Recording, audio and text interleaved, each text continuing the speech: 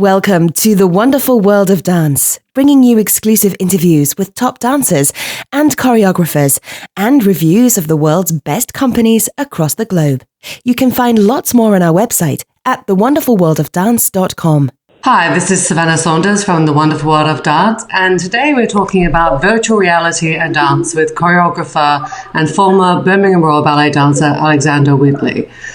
Today actually Alex is calling in from a train station here in London, so you might hear a few announcements in between, which gives us a little bit of an interesting background sound. But we are going to have a chat about Alex's new or latest project, which is the exciting, groundbreaking virtual reality app, which has been developed in collaboration with The Guardian. It's called Celestial Motion. So, hi, Alex. Thanks for calling us from a train station. Yeah, I'm sorry about this. No, not at all. I'm so grateful for your time. I know how busy you are, and this new project, the virtual reality, must be quite an additional thing to your normal working life as a choreographer. So, tell us all about the virtual reality app. Well, it's a project that it came about through my relationship with Sadler's Wells, and I made this app with the Guardian VR department, which is one of the kind of organisations at the forefront of developing VR content in the UK. I'd actually had the idea to make something for VR based on 8 minutes, because I felt quite early on, when the elements of the piece were coming together, that it would make for a very compelling experience to be immersed within the visual environment that Hal Rosner, the video artist I worked with, was creating.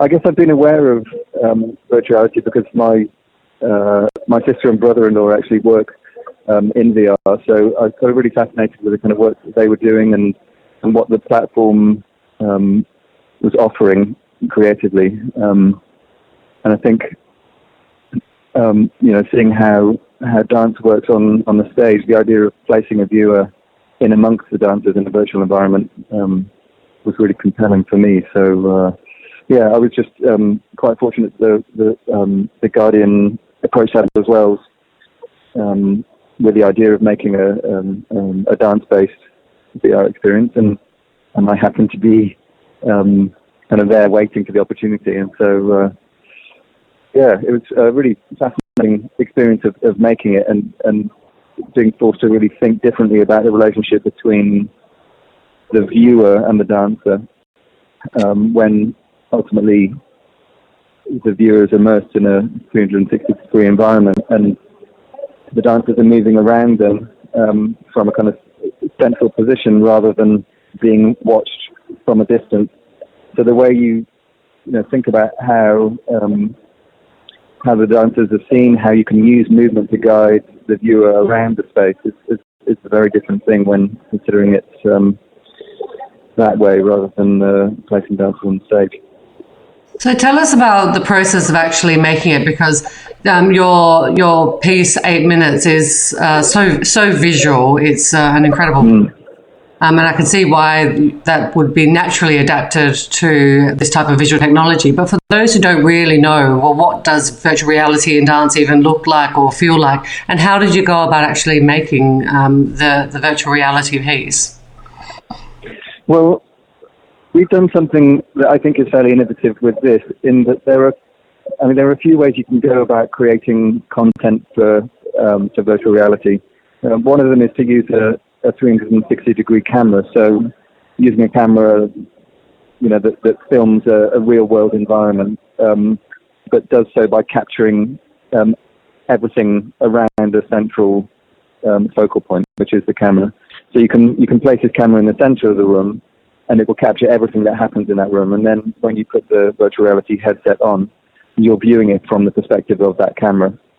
So anything happening around it, in this case, the dancers moving around it, you can turn your head full 360 degrees and look up and look down, and you'll see everything that happens in that room.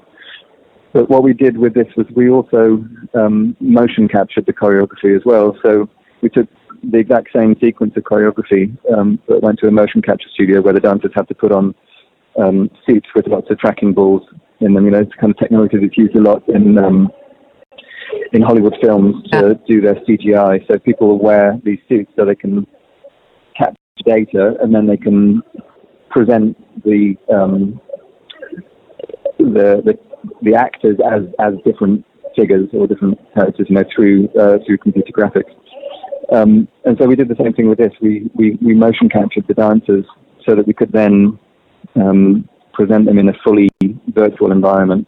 So the dancers are kind of represented by their virtual avatars, their bodies that kind of resemble a human form, but kind of abstracted from the kind of full features of a human body. And I guess my interest in that is that to take the movement and represent it in different ways in that virtual environment, and also combine the visual environment with the movement a lot more holistically. And so within the experience that we created within the app, you can click a button on a controller to switch between those two environments. So you can see the kind of real world film dancers, and then click a button and you'll kind of jump into the virtual environment and see their digital avatars. And then Tao's visuals, so the visuals we had made for the production are played through a square LED wall that kind of stands at the back of the stage. So what we could do with this, by having the 360 camera, we filmed it in a green screen studio. So we could then map Tao's visuals onto that 360 kind of background. So again, wherever you look, you see the visuals. So the dancers are kind of immersed within the visual environment, and then the viewer is at the center of that. So it is a much more immersive and kind of in-depth experience of the choreography and the visuals and the music than you would get by watching it on stage. And the experience of, as you say, you're in the green room and the dancers have got their suits on. What was the experience like for the dancers? What did they share with you about the process for themselves? I mean, they were all really interested in the process. It's something quite different for them, I think.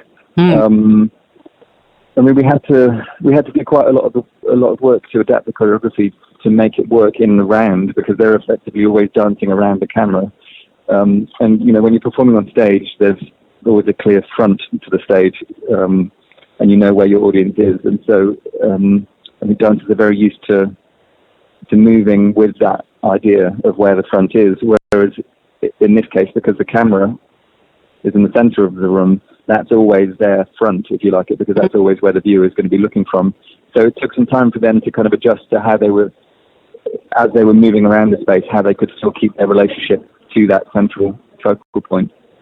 And also how we could adapt the choreography to make a feature of that as well, so that when you're viewing it, you feel as though you're being kind of addressed by the performers rather than just kind of dancing around you without really considering how you're looking at them. So that was a really interesting thing, both for me and for them. I think that took a while to kind of understand, but I think we made an interesting feature of it. And was the outcome what you anticipated, the actual output and the VR app and the experience for the viewer, but also how dance is presented in that immersive environment and that relationship with the audience and the viewer? Has the outcome been what you expected, or did you learn something new through that, and did your expectations be exceeded or different? I am really pleasantly surprised by what we managed to create, and we did it in a pretty small or short time frame, so we had to make some pretty big decisions quite quickly. But yeah, I'm really thrilled with what we were able to achieve, and it's really whetted my appetite to do more, having learned what I have about the platform and how it's forced me to think differently about choreography and the relationship between movement and the viewer. And I think a lot of people in the VR industry have really enjoyed it, and I think for them there's something about dance that lends itself really well to VR as a platform, and especially now that the technology is developing a lot, so that rather than just watching from a fixed viewpoint in that virtual environment, they're developing systems where you can move around in an area that's motion tracked itself. Yeah.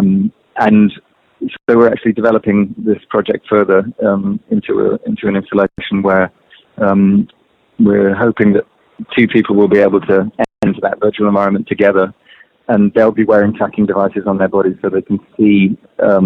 They'll have a virtual body and they can move around in that space with the dancers that are performing around them. So I'm really, curious and interested in how we can develop this further and how we can give people an experience of dance or use this platform as a way of encouraging people to move and explore their bodies in ways that they're not ordinarily do. So I think there's something about being, putting the headset on and closing the outside world off for a bit that kind of gives you a license to play and explore that is otherwise difficult to achieve. So, I'm really curious about what more can be done there and what dance can bring to this platform, because, there's an enormous amount of clout behind it. A lot of the biggest tech companies in the world, Google and Facebook, are putting an enormous lot of investment into it. And so it's a really exciting time when the technology is moving forward very quickly, and there's obviously a big commercial drive behind that. But I think as an antidote to that, there's also a really interesting thing that happens when artists with a different kind of incentive come to this technology and ask different questions of it, other than how can we just make something that's really entertaining. How can we really interrogate what this is and what it can do for the art forms that we already know so well. For me, it's a really exciting time to be kind of at the forefront of asking those kind of questions and seeing what new hybrid art forms are emerging in the process. Yeah, it does seem like there's endless possibilities for creators, for the dancers, and for the viewer as well. And you can see it from so many different aspects. You can just imagine, people sitting in the audience wanting to be closer to artists, imagining what it must feel like to be the artist or to be part of the work that you are seeing, or to be able to see it from the artist's perspective as well. So you can, all of those different views that you sit there watching. If you've never participated in dance or you've never been on a stage and wondering, I wonder what that feels like, and this would be able to give the audience and the viewer a different way of being able to experience the art form. And that's just one of the possibilities. It's so endless, isn't it? Yeah. Not to take anything away from what, the experience of watching dance in a theatre is, that's still, is a hugely important and effective experience that I think this is only, these new technologies are only going to complement and hopefully will only serve to make people more interested in the art form more broadly rather than replacing it in any way. I think there's a certain amount of fear sometimes about what these new technologies are claiming to do, or how they're changing how people can experience these things. But for me, they're all complementary. I think it only serves to reinforce and give more of an insight into what dance is, rather than to change what dance inherently is. Yeah, absolutely. I could agree more. And what sort of feedback have you had from users on their experience? Have you heard much feedback at this stage? It's quite new. Well, we've done a couple of kind of small presentations of it. We previewed it at Sadler's Wells Samples Festival in November, I think it was. We did that, and there was an awful lot of interest in it. And I was really pleasantly surprised by how many people came and tried it out, and especially not just young people, which I'd kind of expected to be the case. So a lot of older, more traditional dance audiences that came to try it out and seemed to really appreciate it as well. So it's only been on official release for a couple of weeks, so we're just starting to get the kind of feedback in terms of how it's being received more broadly. But I think the Guardian have a really strong following and been publicising it a lot. So it's great to think that lots of people are putting on their headsets and experiencing it in the comfort of their own homes, wherever they may be, and hopefully that will give us a platform to develop even more. So what is next? What are the thoughts on the future of the relationship between dance and technology? Where do we see all this going? Well, in terms of my involvement with it, we're as I said before, we're developing this project further, which we're hoping to be launching in the autumn, and also to use it. I'm really interested in how it can be used as an educational tool as well. As well as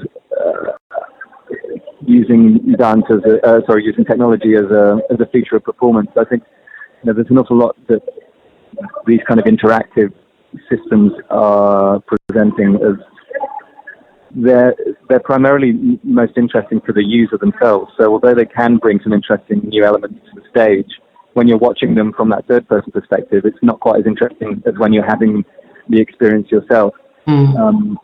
So I'm kind of increasingly interested in how they can be used, specifically in that context of a first-person user experience, a more kind of installation-like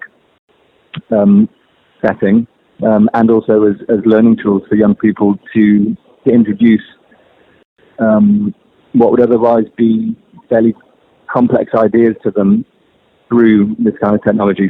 So using virtual reality, for example, to visualize things that they can move with or in relation to, that kind of gives them tasks and challenges that they have to solve through their movement, which feeds into a lot of dance and choreographic theory. But to explain that theory to a young person can sometimes be off-putting. Because people that dance want to move. They don't always want to sit still and listen to people talk. So I think there's a really interesting way of using this to kind of shortcut that talking process and just give people a responsive system that allows them to understand theory through their bodies rather than it having to be explained to them first. So that's why I'm interested in going with it. Fantastic. Well, as you say, there's so many possibilities. You're at the forefront of these new technologies and the application for dance, and it is a really, really exciting journey. I think we're all on in this. So I just want to thank you so much for joining us from the train station, and I hope you make your train. And if you want to hear more about. If you wanted to hear more about Alex Whitley's work, particularly 8 Minutes, we did an interview before about the piece. So it's really good to sort of put these two together and hear about Alex's creative process behind 8 Minutes, and now also how that's being applied to virtual reality.